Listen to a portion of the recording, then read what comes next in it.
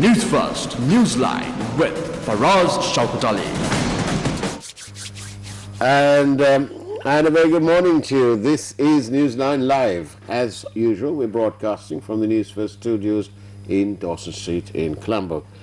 And this morning, we thought we'd have a look at what's going to happen to Sri Lanka, especially with all this sort of retrenching going around all around the world. One important element is obviously going to be impacted, and that is the remittances that comes in from our fellow citizens who've been brave enough to go around the world and start working in overseas markets. And to discuss that and a bit more related matters, we've got here somebody from the Institute of Policy Studies, Dr. Bilesha Veeratna. Very good morning to you. Good morning, Faraz. And how serious is it, this problem, especially because COVID is slowly going up in Sri Lanka. On the 26th of March, it was 102 infected cases. This morning, the figures are, I suppose, from last night, it's 233. 7, sadly, have passed away from that, but 61 have recovered. In between all this, there's this huge impact on the economy. And how bad is it going to be, the remittances from abroad into Sri Lanka? Remittances is one of the key areas that's going to be hit by this whole economic impact of COVID-19, because annually we send about 220,000 plus or minus a little bit migrant workers to foreign countries for employment. And so this year, as we know, there were so many measures taken to stop temporarily stop the movement of people across countries. And so from like mid-March, most of the airlines stopped carrying passengers across. So our migrant workers who were planning to leave for foreign employment were not able to go, majority of them, in March. Like only up to mid-March, people were able to leave Sri Lanka for foreign employment. So around half of the people who would have normally left for foreign employment in March would have not been able to go for foreign employment. So there is this big chunk of people who is held back in Sri Lanka. So that remittances from that people is for sure, we're not going to get that. And then even the people who are already in the countries of destination, migrant workers from Sri Lanka in the countries of destination, might not have been able to remit their money in March, because March is considered a high remittance month right before the Sinhala and Tamil New Year. Traditionally, we've seen a peak in remittances in the month of March. So some migrant workers in the countries of destination may have been to remit because they used other methods of remitting, maybe while using online banking or mobile money, things like that. So the people who use the brick and mortar channels for remitting might not have been able to remit to Sri Lanka. Because they've been unable to reach to a bank or a money transfer, money transfer operator.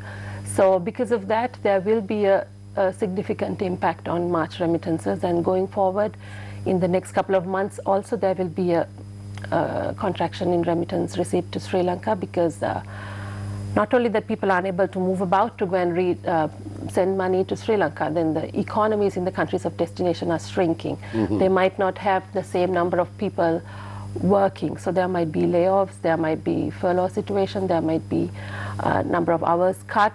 So all in all, it translates into lower wages or lower income for migrant workers in destination countries. Not everybody, there will be some people who are immune to this sort of economic situation in the country of destination, especially the high-skilled migrant workers might not suffer, but then unfortunately majority of our migrant workers are in the lower end of the skills distribution, so, yes, so they might be affected. I was about to say that they are certainly in the sort of lower end of the scale, especially people who work as domestic operatives in homes and so on. But how much lower can they work for? I mean, as it is, they're probably only going there for something like 1,000 riyals or whatever, around 50,000 rupees is the figure. How much lower can they go than that? I understand what you're trying to say, Faraz. They might not have a choice, but they might want to hold on to the job. Right. So in that case, maybe taking a price cut might be better off rather than giving up the whole job.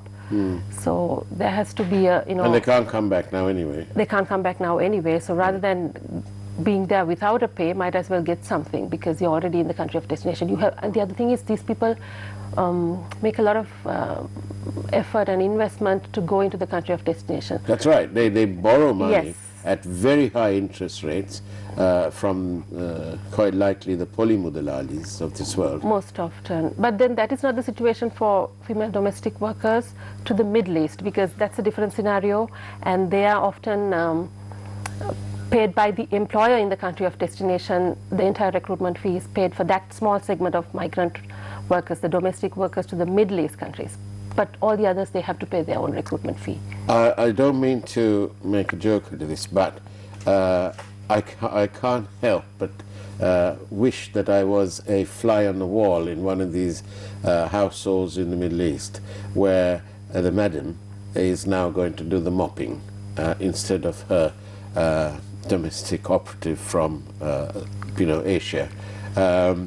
So I'd love to see that happen, or even make a cup of tea, because I don't think they know how to do that. And our tea is missing this morning, but it doesn't matter. Honestly, that's, so do you mean to say that all these little princes and princesses in all these wonderful kingdoms are going to be scurrying around making their own tea and cooking? Wouldn't you like to be on a fly on the wall there?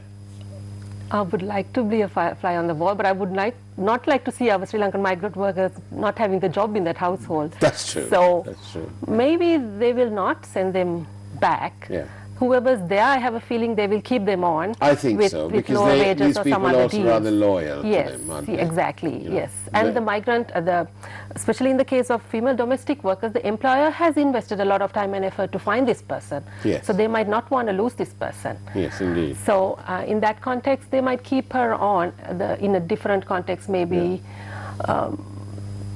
So I don't think female domestic workers will have this sort of a threat of not having a job that much. Yeah. Maybe most likely like the employers in the tourism sector in the Middle East. Sri Lankan workers in the hotels in the Middle East might have a hit more than the I was domestic speaking workers. to somebody who's based in Dubai, and he said that after a week of staying at home, he's going to work yesterday was after a week of being at home. So that's fine. What about this business about where you, what's the word now, furlough? Is that a good idea? Is that fast catching on? Will that be used, do you think, in far as domestic workers are concerned, or are expatriate workers, mainly domestics really? I don't think that will catch on so much with the domestic workers. Yeah. But I think it will be more in the formal sector. Now, the domestic workers in the Middle East are not considered as working in an employment setting to begin with. They are working in households, and they're often not within the labor laws also in these countries of destination. But other migrant workers working in more formal setups might have to undergo this. So experiencing a furlough might be better off than being laid off totally, because it's kind of freezing your job. Furlough is like freezing your job. You will have your job security, you will have your job, but for 2 weeks or whatever the number of months they might declare, you might not get paid. So without pay, after that period is lapsed, you will still have your job. So I think that might be a better deal in some way rather than losing the job altogether. Indeed. So indeed. people, it depends on individual situation. You might have to evaluate and consider what you want to do, but then if you give up the furlough situation also and go, will you be able to find another job? That is something that you might have to consider in this Indeed. market. So something is better than nothing. yes, but then it's subjective depending on your circumstances. If you are in heavy debt and you have to pay a monthly installment back in Sri Lanka for your recruitment costs, Yeah. then you might not be able, or you might not have a cushion to endure this 2 weeks or But whatever there are period. sort of mitigating circumstances now, I mean, measures now, isn't there? Like the banks, like let's say mobile bills, for example, the people being asked not to cut people off. The finance companies, the banks have been asked to be a little more wide-angled and tolerant. And so these measures are there, it's all helping. Of course, we are this morning in conversation with Dr. Bilesha Weeraratne, who's the head of migration at the Institute of Policy Studies in Sri Lanka. This migration bit is now, it's like in reverse now, isn't it? There are people coming back here. What are they going to do when they get back here? That is a scary situation. Now, we saw a lot of people coming back from Italy and also South Korea. So some of them, or at least majority of them, we could say were migrant workers. So they would have left their countries of destination with the intention of going back after some time. But I am not too sure whether they will be able to go back very soon. And on top of that, will they have a job when they go back is another whole nother issue. So if they can go back and if they have a job, that's good. But if they are going to stay back, we will have to take care of them also. So now it will be an additional burden to the government of Sri Lanka to take care of these people who used to send remittances to Sri Lanka, but now they might add up to the unemployment numbers in Sri Lanka. Well, as usual on Newsline Live, we encourage you to send us your questions by SMS, please, to 0772 300 305. The number, of course, is on the screen being put up by our part-time producer, Chaturanga Hapwarachi, who's turned up to work this morning. Very good of him. And there you go. And we are, of course, in conversation with Dr. Bilesha Weeraratne from the Institute of Policy Studies. Now then, this whole business, when they come back here, it's going to impact on, I have a sort of related question. Now, Sri Lanka is in this $4,000 per capita GDP kind of trap. And this is, we've reached it so far with a workforce that is approximately 62% is unskilled labor. The professional lot, or the skilled labor, is around 32 point something percent. How are we going to train these people up, take them up to being skilled? Is there, in your view, is there enough facilities? Are there enough vocational training centers? Is there enough effort? Indeed, is there a plan? I think we have enough vocational training centers and we have enough training programs, training courses. But I think the issue is the number of people taking these courses. Most often, when you are thinking of going for a foreign job, only people will go and take these, get these courses and get their NVQ qualification. And there's like a very little attraction for other people who might want to work in Sri Lanka to get this sort of training or get involved in the courses in the vocational or technical education centers. So I think there is a need to market these training courses very much, and then also to match them with the demand in the labor market, so that there is it shows a clear link that if you take these courses you can get a good job. So then people will want to take these jobs, these training courses a little bit more than they do now. But then Faraz, I want to tell something.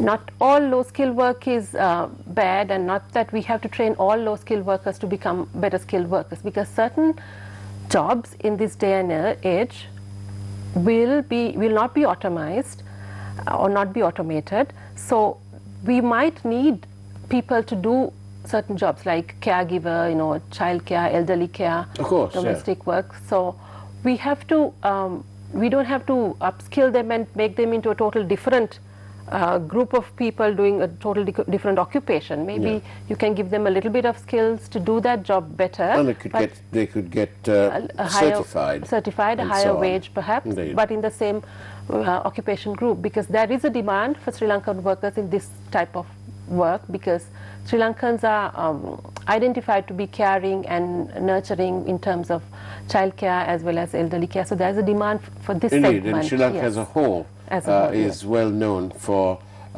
its giving. We are quite high up on that on that ranking. And on that note, we're going in for a short break. Do stay with us. This is Newsline Live. We'll see you on the other side of this break. News First, Newsline with Faraz Shauketaly.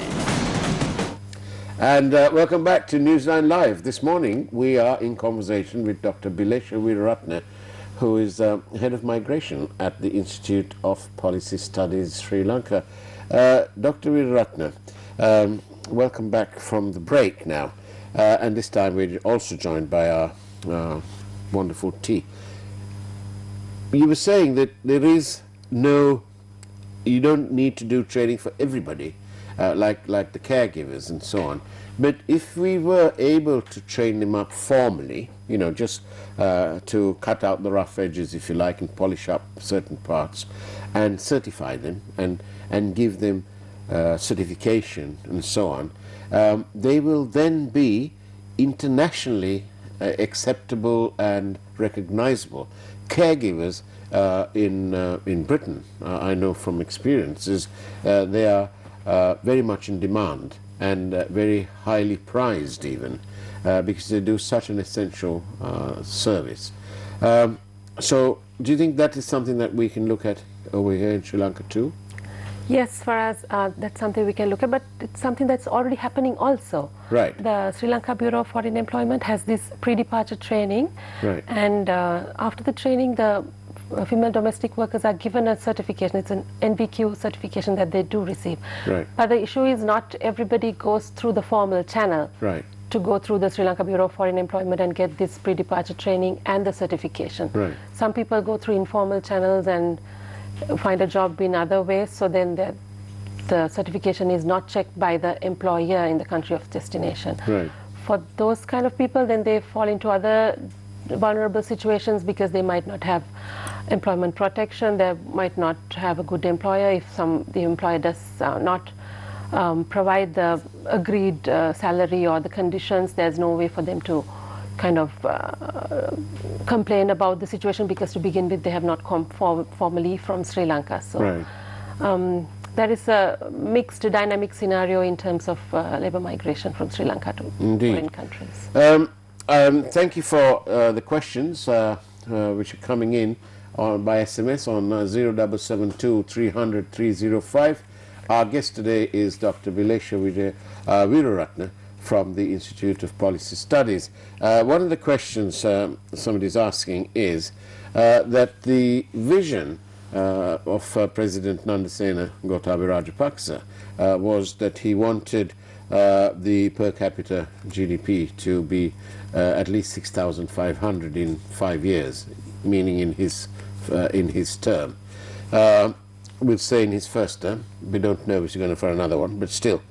How are we going to achieve this? Do you think it's something possible now that pandemic COVID-19 has happened? It's going to be a challenging ride. Let me give you a little bit of context. So we were planning to have a positive growth for 2020. Right. Positive economic growth. But the latest estimates by the World Bank show that Sri Lankan economy will contract between minus 0.5% to minus 3% Right. in 2020. So if Sri Lanka is lucky and things fall into place, 2021 we will have a small positive growth. So in that context, it might not be very easy to even maintain this $4,000 mark. So Right. reaching 6,000 will be a real big challenge. But if things really fall into place for Sri Lanka in 2021 and 2022 and beyond, maybe it could also happen, but right now it's looks Would a it little help challenging. if there was an action plan? All ministries should have an action plan. Would it help if they had an action plan? I think it would help to have an action plan, but it doesn't mean that they don't have an action plan right now. They yeah. have. So maybe it might need a little, tweaking, tying up the ends, and a coordinated effort across all sectors, and also maybe to factor in the various objectives or the goals that we might have, because right now we are focusing on the health crisis and the economic crisis, but then with these two there are so many socio-economic things coming up, so while addressing all these only we will be able to move forward to a positive area in the economy. So coordinated effort within sectors might be helpful. Do you see, we've woken up this morning to the news that which is from last night, that U.S. President Donald Trump has announced that his nation, the U.S. funding to the World Health Organization, is being stopped. Do you think this is going to impact on this whole business of COVID-19? I'm not too sure how. I know U.S. makes big contributions to the international organizations, Yeah. and so I'm sure to the World Health Organization also U.S. might be making a big contribution. So in that sense, the financial situation of the World Health Organization might be challenged, but I really don't know the numbers of that. Yeah. So as a trickle-down effect, it might impact Sri Lanka in terms of what the World Health Organization might allocate to Sri Lanka. Right. But I think the allocation for this year might have already been made. So. Okay. We'll have that. Thank you for the questions. Do send them in. 0772 300 305. It seems the government, and for that matter the Employment Bureau, has not identified and compensated those who have returned to Sri Lanka after several years of working abroad. I think what they mean is the migrant workers who come back, they don't have any real special facilities or anything like that to reflect their contribution to our economy, and it is a serious consideration. Now that this has happened, and all these opportunities are going to be reduced, what do you envisage that the government ought to be doing in terms of this? I think we have to look at these return migrants as an asset, because they come with a lot of experience and new knowledge or understanding about doing some sort of vocation. So we should make them feel special, because they are special, and maybe develop ways to for them to share their experience and knowledge with people back in Sri Lanka who might be in the same trade, and give them opportunities to integrate. I think one difficult part for these returnees is reintegration with the Sri Lankan economy, because they might come with a lot of saved money and a plan to start most of them come with a plan to start their own business.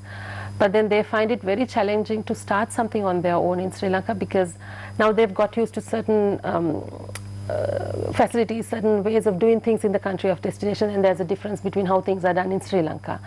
So that mismatch makes it challenging for them on the one hand. So maybe give them guidance on how to navigate these things in Sri Lanka, that might be good. And also it's important to understand that not everybody is cut out to be an entrepreneur. Yeah. I think that is a big mistake that most of the returnees make. They think just because they saved up money that they can become an entrepreneur. But a lot of them also save money up to build themselves a home. Yes, that part is okay, but then for you to invest and earn a return out of it, you need some guidance or training or understanding to run a business.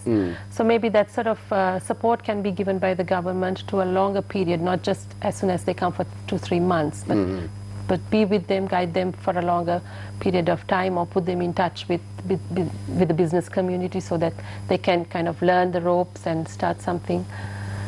I see. It goes here. I don't know whether you want to take this question on. Still, the most contentious issue today is how the government spends the billions of rupees received from donor countries. Today we can see local contributions from different media and corporates helping deserving people. My question is, how are the foreign donations being spent? Are we seeing another tsunami coming in? I think that's a valid question, as every citizen might want to know what's happening, but right now I also don't have much information on that. I've not researched so much on that, so I'm sorry, I can't answer. We can't answer that, but we hope it's not a tsunami case. We know where this question was going, so thank you for that. The US contribution is just over 500 million a year to the WHO.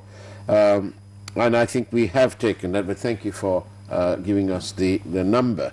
Now then, Dr. Wiratna, again, number of questions coming to this business about that Sri Lankan governments are pretty good at stating various policies, but that they really do not have an action plan. And that is why I think one person is referring to here is about the medical side of things and so on. What they're saying that there's no ministry really with an action plan. To now people are talking, they said now they're talking about farming and so on. These things don't materialize overnight, we know that. So suggesting that there has been no real plan, no focused plan. Do they actually, do governments of the day actually listen to proposals or studies that the IPS puts out? That's This an is not a interesting political question. Okay, I think there are two parts in the question. I'll take the last one first. Does the government listen to the policy proposals or the recommendations that we give them? I think to a certain extent they do in different contexts. So recently also I've been kind of giving inputs about the context of remittances. Excuse me. Yes, so the question we're asking is, does governments of the day actually listen to or pay attention, or much attention at any rate, to policy studies and proposals put out by organizations such as the IPS? So they do take into account in certain instances, not always, because sometimes things might not be in line with their political focus. Right. So we have to understand, we give policy recommendations in an unbiased way, so the implementation of it might have other nuances involved also. So there was another part to that question. Well, yes. Is there really an action plan? Oh, yes. So we might see that there is no action plan, but I think all ministries do have the action plans. And is it really an action plan, Dr. Wiratna, or is it merely a wish list?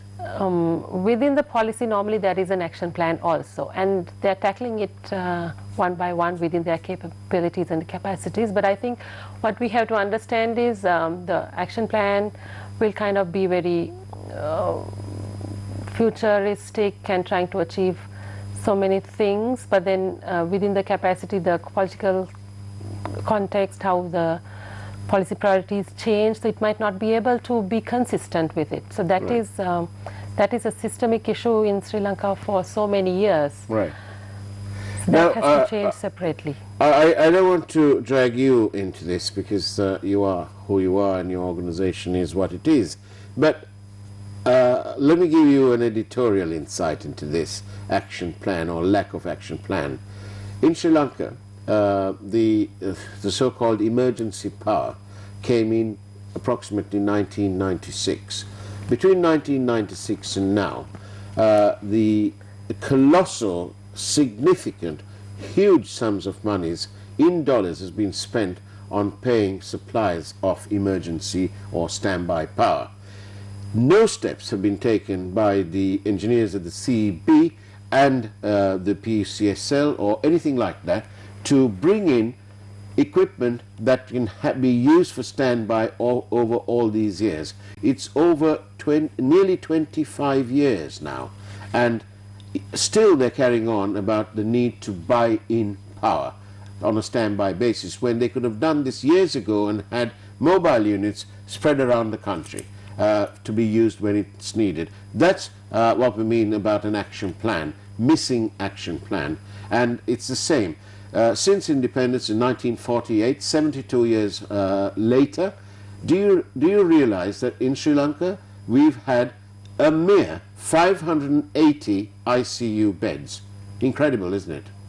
Absolutely incredible. That's what I mean, and that's what the editorial means when we say when we ask and question whether there has been an action plan in force. Can I say something for us? Yes, please. So now, can we be a little bit kind in this context? Because Kind to whom? kind to To what is governments being, who have robbed the people? no, but what is happening right now, at least in terms of the healthcare sector, Yeah. this issue of COVID-19 is Oh, yes. contained in some way. So that indeed. takes some action plan. You Well, just can't do it haphazardly. I want to say this. I want to take this. I want to say this, that our network, our viewers, everybody, without a shadow of doubt, we doff our caps, we say this, and we say thank you, and we appreciate everybody who's working in the health sector to contain this matter. It's absolutely super. And our Triforces, they've come in and they've helped too. And we appreciate that very, very much indeed. So maybe this might be the starting point for things to fall into place. And Well, Sri Lanka, leadership. we always need somewhere to start on. But as one of your former heads of the IPS once said, Sri Lanka never fails to miss an opportunity. And let's hope that this can be an opportunity for change, that this can be somewhere, and maybe the example being set by the healthcare system here in Sri Lanka in combating COVID. Yes, let's be kind to them. We recognize that, but I do lament the fact that what it could have been. That's my lamenting. I know, I understand. So things could have changed over so many decades. Absolutely. But I think at least right now in this crisis situation, things have fallen into place a little bit. So let's push it forward and go in this direction, hopefully. You know, there are so many. I want to be kind, Dr. Veeraratna, I really do. But every time I want to do that, my mind, right now, it's like we've used a drone, and my mind has gone to the Hambantota port transaction. You know, the Hambantota port transaction, the previous administration assured us that it was done because they couldn't service the loan.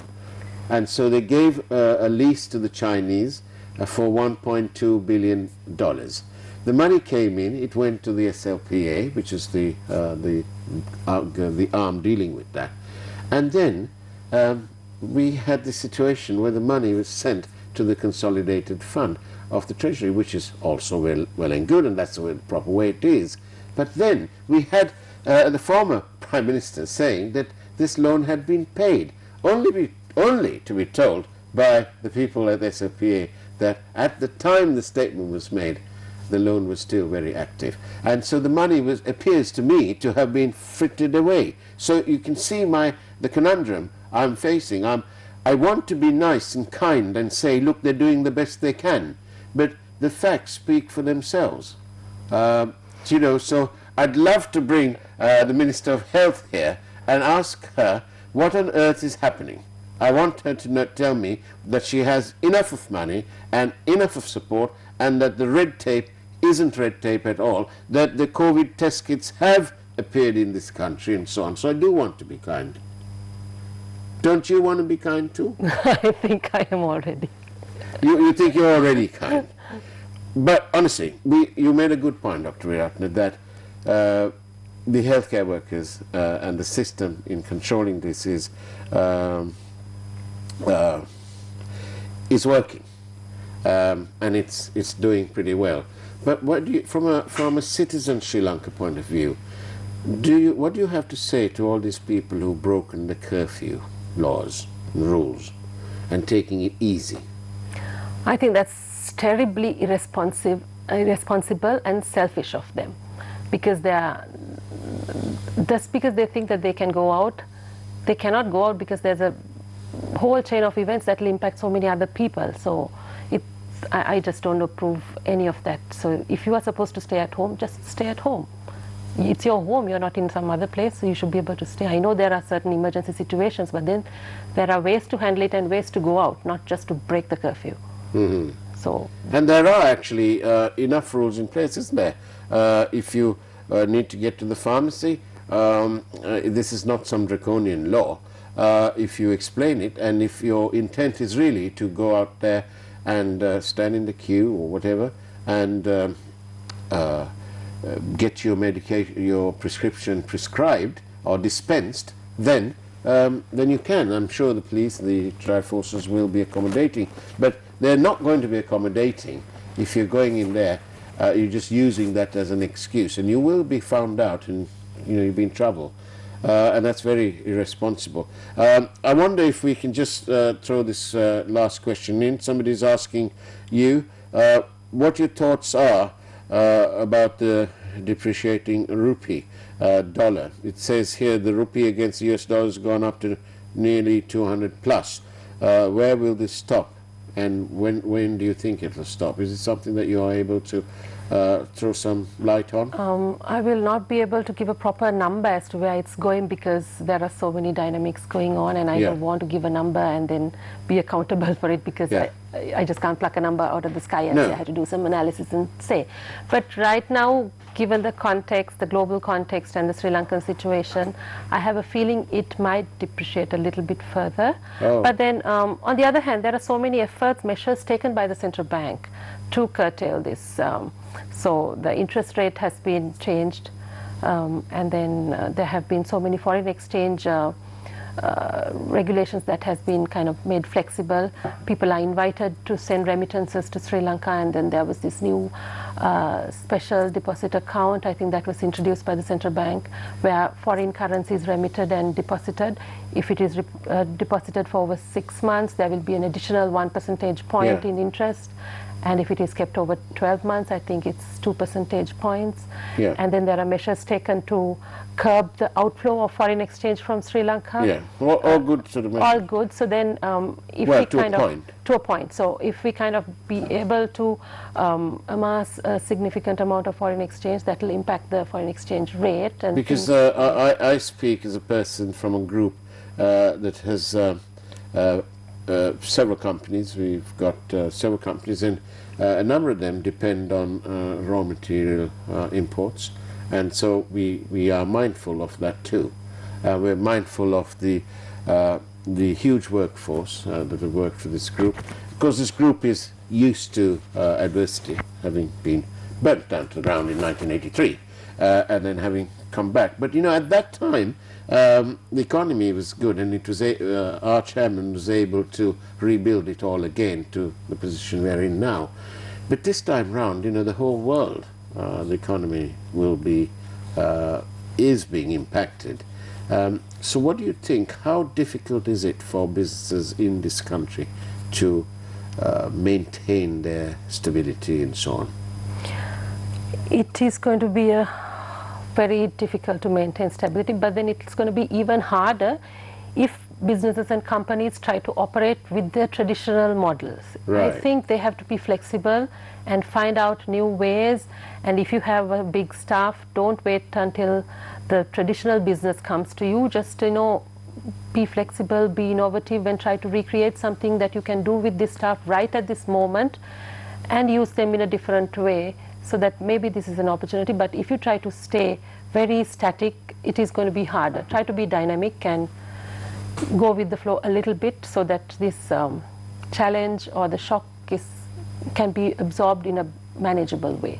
Indeed, indeed. Well, thank you very much for your presence here on NEWSLINE Live. Okay, well, sorry, we'll take this last question then. Political focus for the major part, as we have seen since independence, is of the party, for the party, and by the party. We'll take that question tomorrow, shall we? Kindness can start with an announcement to postpone elections pronto. Again, I don't believe that Dr. Weeraratne wants to take that, and I don't think it's fair to ask Dr. Weeraratne what her personal stance is on that matter. We will take that question up tomorrow morning on NEWSLINE Live, and we'll give you some another thought process there. And let's have a look where we go. New Zealand Prime Minister reveals that all government ministers and public sector chief executives will take a 20% pay cut, which will last for 6 months. What do you think about that? I think that's an excellent idea. Even I was wondering, a lot of people, especially in the tourism sector, was asking for so many concessions. And not the small timers, I'm talking about the big companies. We have several big tourism industries, companies. And I have not heard so far officially that the top management has taken a pay hike in this situation. Informally, one big hotel company told that the top management will be taking a pay hike. Indeed. But as an industry, I think that is important. So likewise, if our politicians also can do, it'll be good. Not only politicians Dr. and one industry. You've got an absolutely marvelous point here, because when the hotels are empty and the likes of our group and Mr. Kure and Mr. Quatta and all the others, when they are facing having to pay their staff and make difficult decisions with empty hotels and so on, there's another place that's empty, and that's the Parliament. I hope that they are going to only take their basic salary, because, you know, they're not running around anywhere anymore, are they? It's curfew, right? They don't need those big entourages of security detail and so on and so forth. So perhaps it's time for them too to take a cut. And we thought we'd leave you with that thought process. We'll take that issue up tomorrow morning as well. On that note, Dr. Weeraratne, thank you very much. Dr. Bilesha Weeraratne from the IPS, thank you very much. Do keep in touch with the network, because we're very appreciative of your appearances here, and to try and provide a different dimension and explanations. Thank you. Thank you very much for having me, Faraz. It's been an absolute pleasure. The pleasure's been all mine, actually, and I hope that you will appear on Pathikada, which is the Sinhalese version of this program, usually hosted by one Bandhu Jayasekara. I'm sure he'll be inviting you soon. Thank you very much, and that's the way it was on Newsline Live. Take care and have a wonderful and safe day ahead of you. God bless.